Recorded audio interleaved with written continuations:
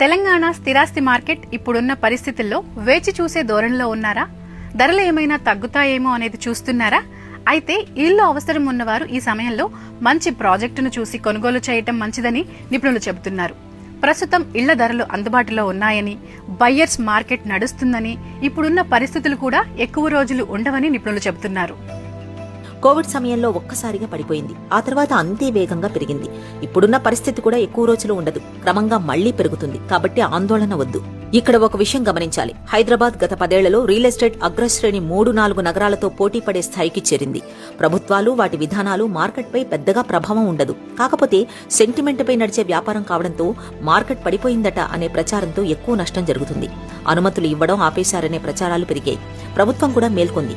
ఎప్పటికప్పుడు ఈ అపోహలు తొలగించే చర్యలు చేపడుతోంది. ప్రభుత్వ పెద్దలతో క్రెడాయ్ భేటీ కూడా ఇందుకోసమే. ఇటీవల అధికారులతో క్రెడాయ్ సమావేశమైంది. ప్రాజెక్టుల అనుమతుల్లో జాప్యం